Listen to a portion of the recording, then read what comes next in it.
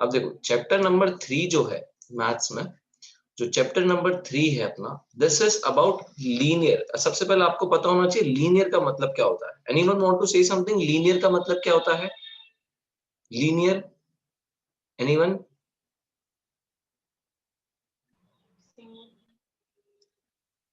चलो कोई बात नहीं, मैं आपको बता देता हूं।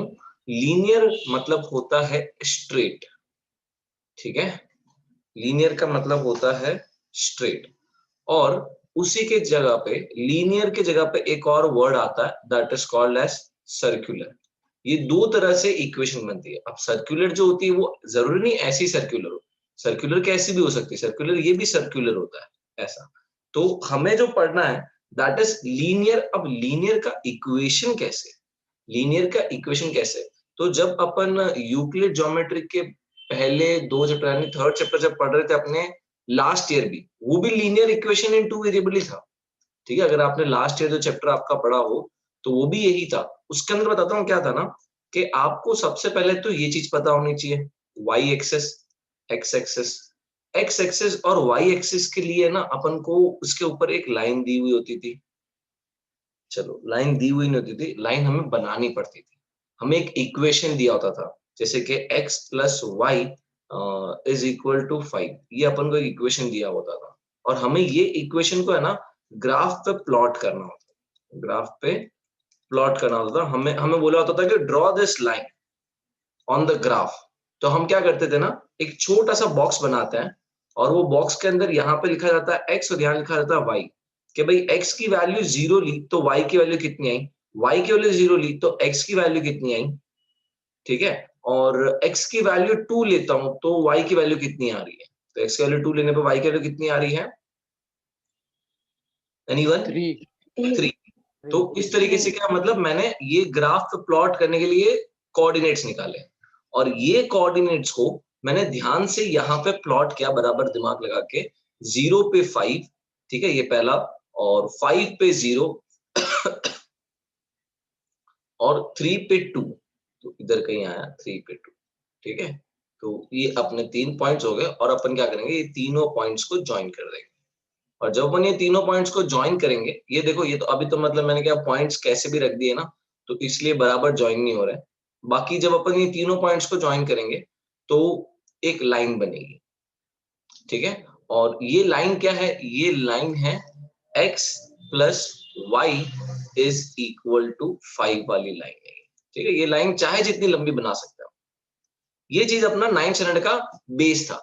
This was the base of our 9th standard, कि हाँ भाई, जब कभी भी हमें एक इक्वेशन दी होती थी तो उसे हम क्या कर सकते थे, ग्राफ पे प्लॉट कर सकते थे।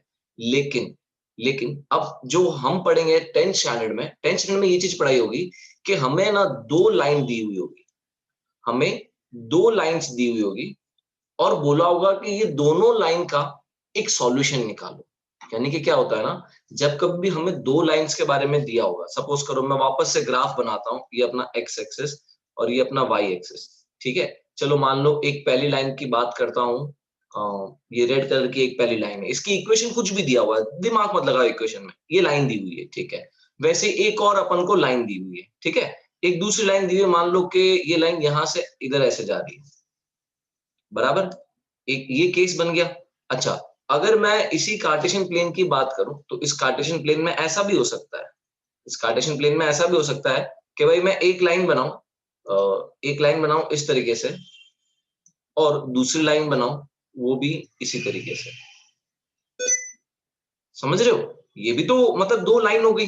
अच्छा, वापस से अगर मैं बात करूं तो इसको है ना एक और तरीके से बनाया जा सकता है, इसको एक और तरीके से बनाया जा सकता है, जैसे कि ये अपना कार्टेशियन प्लेन हो गया, ठीक है? और ये कार्टेशियन प्लेन के ऊपर मान लो कि एक लाइन जो है वो इस तरीके की हुई, और दूसरी लाइन जो है वो इसी के साथ में कंसिस्टेंट है, मतलब कि इसी के ऊपर, ये इसके ऊपर थोड़ी सी ऐसे आ गई, यानी कि दोनों लाइन एक ही है, दोनों लाइन एक ही है, बस एक के ऊपर एक ऐसे आ रही, कंसिस्टेंट। इनको हम बोलते हैं कोइंसिडेंट लाइन। क्या बोल? कोइंसिडेंट लाइन, ठीक है? तो ये देखो तीन केसेस है अपने पास में, बराबर दिमाग में लगाना। पहला जो केस है ना, पहला केस क्या कहता है कि दो लाइन जो है वो इंटरसेक्ट होगी। अब अगर इंटरसेक्ट होगी तो ये जो पॉइंट होगा ना, ये पॉइंट को हम बोलते हैं सॉल्यूशन, ये पॉइंट को हम बोलते हैं सॉल्यूशन। और ये जो सॉल्यूशन है ना, ये सॉल्यूशन अपन 2-3 तरीके से निकाल सकते हैं। पहला मेथड है ग्राफिकली, ठीक है, जो कि शायद इस साल ओमिट है। अच्छा, दूसरा मेथड है ग्राफिकली के बाद में एक और मेथड आता है अपने पास में, दैट इज एलिमिनेशन मेथड। और जो तीसरा मेथड है दैट इज सब्स्टिट्यूशन मेथड। अच्छा, एक और मेथड है, एनीवन अगर किसी को याद हो तो, किसी ने थर्ड चैप्टर किया, cross multiplication. Cross multiplication method, very good. तो क्रॉस मल्टीप्लिकेशन मेथड, ये अपने 3 मेथड हो गए, ठीक है, 1, 2 और 3 मेथड। यानी कहने का मतलब सॉल्यूशन निकालना हो तब की बात है। लेकिन अगर मैं ये केस 2, ये तो केस 1 हो गया कि भाई 2 लाइन अपन ने बनाई, तो 2 लाइन इस तरीके से आ सकती है। Now if I talk about case 2, देखो ये केस 2 में ध्यान दो, इसमें क्या हो रहा है, अरे इसमें तो 1 लाइन और 2 लाइन कभी इंटरसेक्ट होने ही नहीं वाली। अब जो अगर कभी 2 लाइन इंटरसेक्ट नहीं होती तो उसको हम क्या बोलते हैं, अभी मैग्नेटिक इफेक्ट ना पड़ रहा है, पैरेलल। Parallel line. तो केस 2 के अंदर है हमारे पास में पैरेलल लाइंस, केस 2 के अंदर है हमारे पास में पैरेलल लाइंस। और पैरेलल लाइंस का कभी सॉल्यूशन आ ही नहीं सकता, पैरेलल लाइन का कभी सॉल्यूशन, क्योंकि ये कभी इंटरसेक्ट ही नहीं करेगी। मैंने क्या बोला यहाँ पे, देखो ध्यान से, कि जब 2 लाइन इंटरसेक्ट करेगी तब उनका पता चलेगा ना हमें सॉल्यूशन कैसे निकालना है। लेकिन जब इंटरसेक्ट ही नहीं कर रही है तो उसका सॉल्यूशन कैसे निकालूं? तो भाई पैरेलल लाइन में there will be no solution.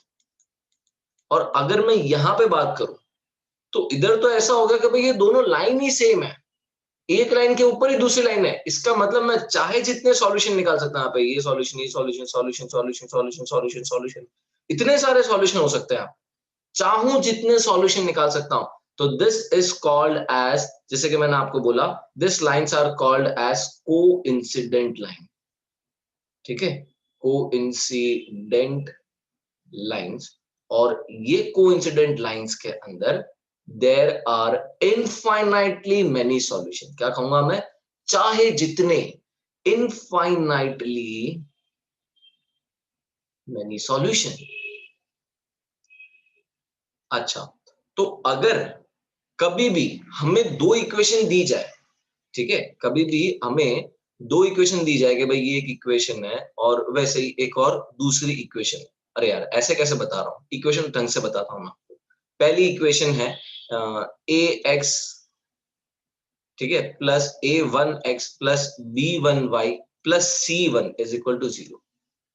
यानी कि just for an example 3x plus 2y plus 4 is equal to 0, ये पहली इक्वेशन। अच्छा, दूसरी इक्वेशन है a2x plus b2y plus c2 is equal to 0, यानी कि तीनों के तीनों टर्म्स अलग अलग। जैसे कि मान लो यहाँ पे ले लिया मैंने a2 को ले लिया मैंने 3 तो नहीं ले सकता क्योंकि a1 3 है, तो मैं यहाँ पे 4x प्लस b2 ले लेता हूं मैं 7y plus 8 is equal to 0। ये मैंने दूसरी के ये 2 इक्वेशन बना दी, रेडी है, ये 2 इक्वेशन बना दी। अब ये 2 इक्वेशन की मैं बात कर रहा था, अब ये 2 इक्वेशन का अगर एक सॉल्यूशन आ जाए तो हाँ भाई सही, मतलब सही हो रहा है, ऐसे एक सॉल्यूशन आ जाए मतलब सही से काम हो रहा है। तो जब कभी भी किसी लाइन का सिर्फ एक ही सॉल्यूशन होता है ना, तो उसको हम बोलते हैं यूनिक सॉल्यूशन। क्या बोलते हैं उसको अपन? Unique solution. और जब यूनिक सॉल्यूशन होता है ना, तो हम बोलते हैं कि द लाइंस आर कंसिस्टेंट। क्या बोलते हैं? लाइंस आर कंसिस्टेंट, ठीक है। और अगर किसी लाइन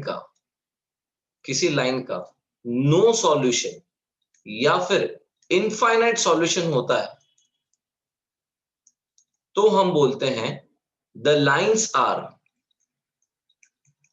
अच्छा लाइंस मतलब समझ में आ रहा है, जो 2 लाइन हमें दी हुई है, पहली लाइन और दूसरी लाइन, ये देखो मैंने एग्जांपल भी लिखा है इसके सामने, है ना। तो जो 2 लाइन दी हुई है, ये दोनों lines are inconsistent, the lines are inconsistent.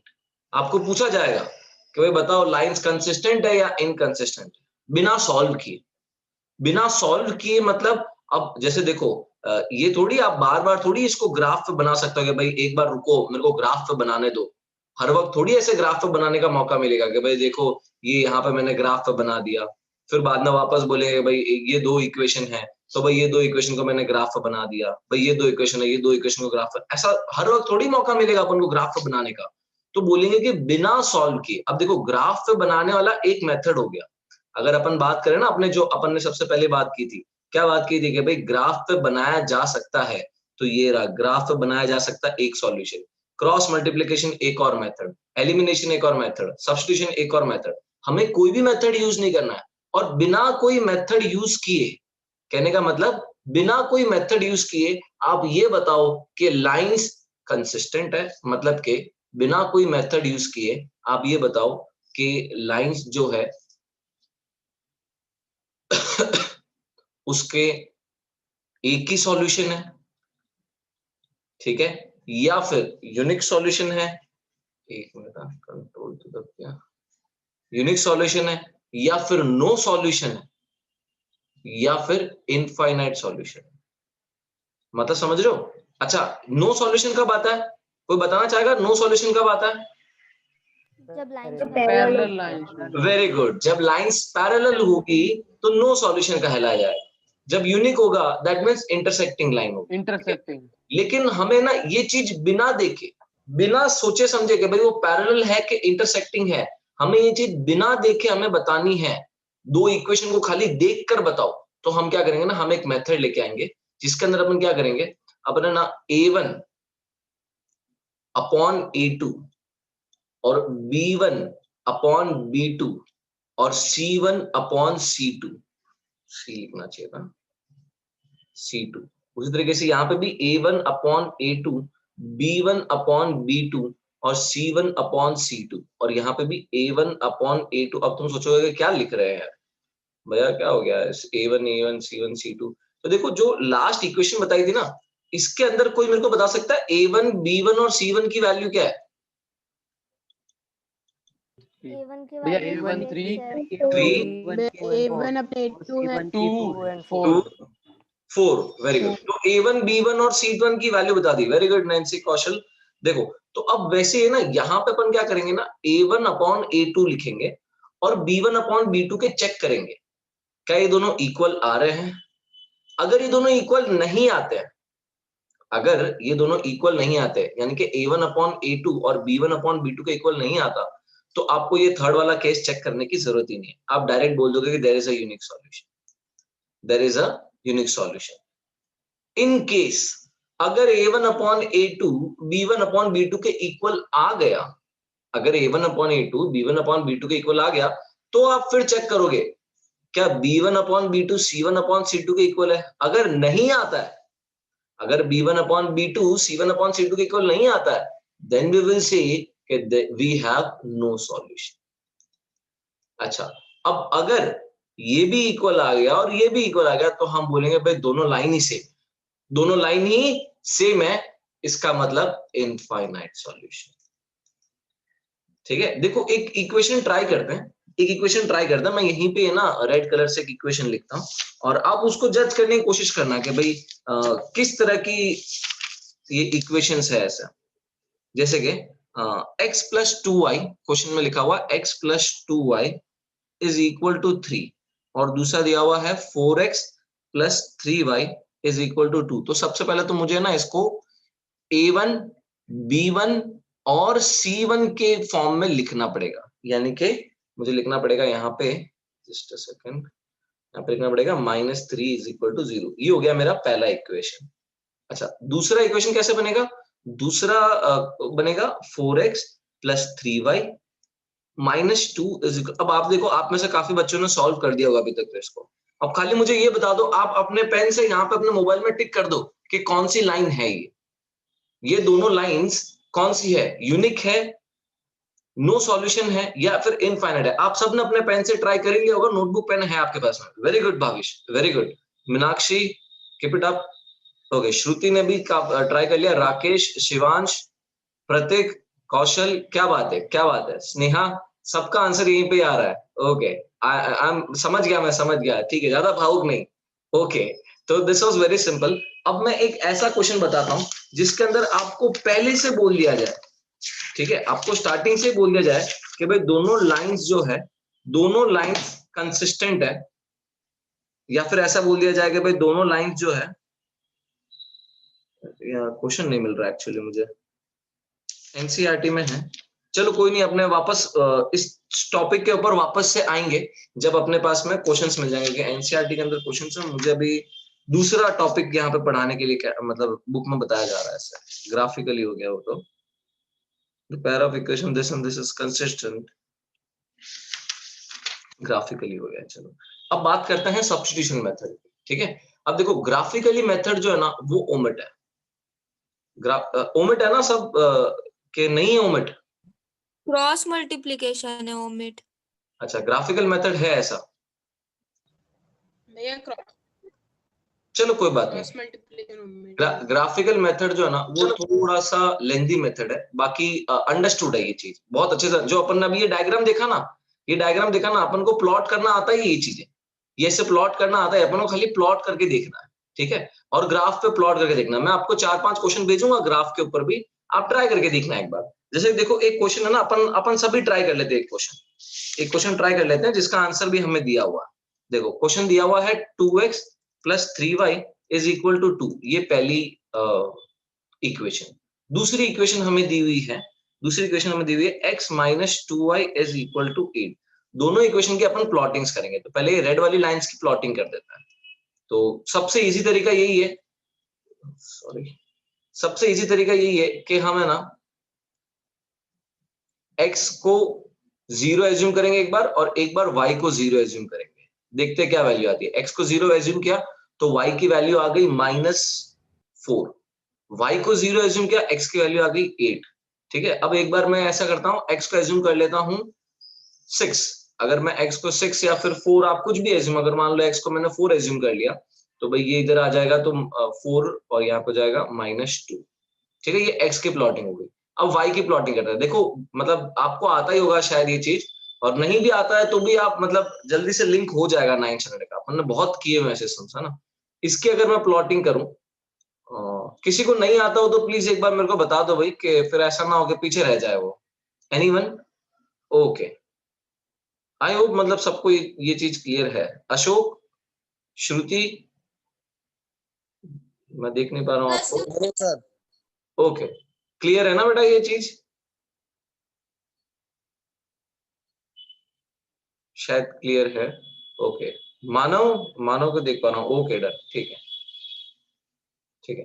तो अब देखो यहाँ पे x की वैल्यू 0 ले ली, तो y की वैल्यू आ गई, अरे ये तो मतलब गड़बड़ हो गया। चलो ठीक, कोई बात नहीं, x की वैल्यू -1 ले लेते हैं, -1 नहीं 1 ले लेते हैं, 1 लेंगे तो y की वैल्यू 0 आ जाएगी, ठीक है, क्योंकि 1 लेंगे तो ये 2 माइनस हो जाएगा। अच्छा अब क्या लूं मैं, मल्टीपल ऑफ 3 लेते हैं इसके अंदर, मल्टीपल ऑफ 3 लेंगे ना तो थोड़ा इजी हो जाएगा। 3 या तो फिर ऐसा कुछ लेते जो मतलब डिवाइड हो जाए यहाँ पे, तो जैसे कि मैं यहाँ पे ले लेता हूँ 8, मतलब के 4, x की वैल्यू अगर मैं 4 एज्यूम करूँ, ठीक है, तो 2 4 ज़ा 8, और ये हो जाएगा -6 मतलब ये हो गया -2।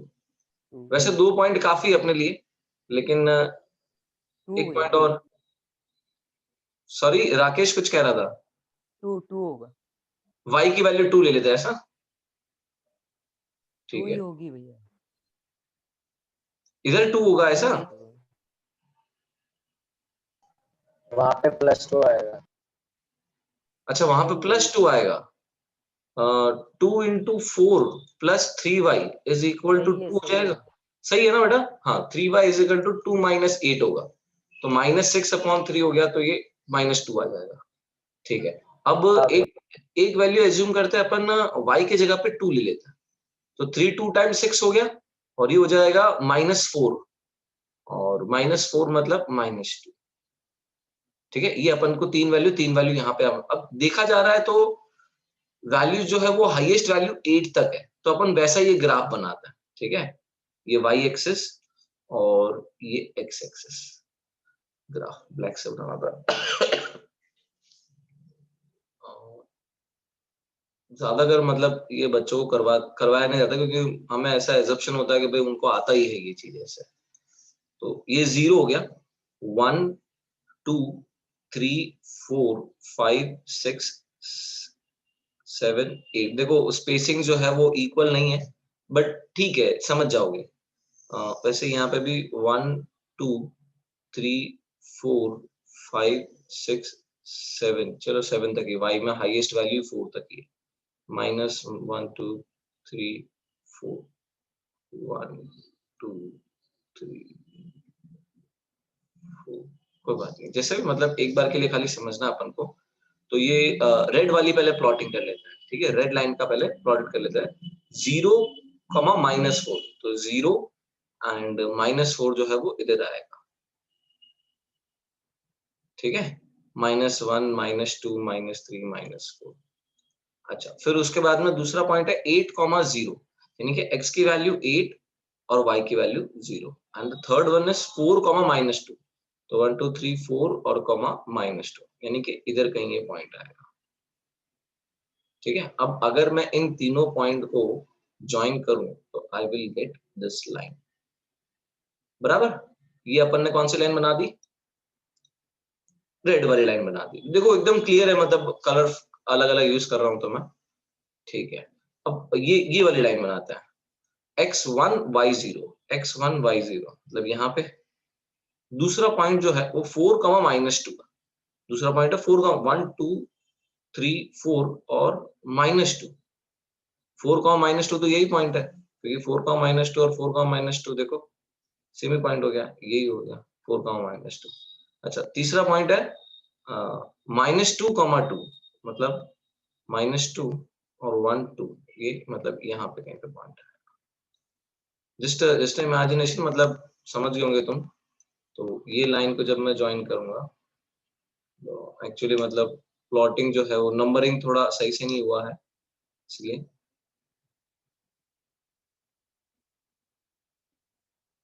थोड़ा 19-20 बना दिया, चलेगा वो, ये चीज को इसको यहाँ पे ले लेते हैं। अगर ग्राफ होता तो एकदम परफेक्ट बन जाता अभी तक तो, ठीक है। तो अब दोनों का इंटरसेक्शन पॉइंट आपको मिल ही गया है। दोनों का इंटरसेक्शन पॉइंट क्या है?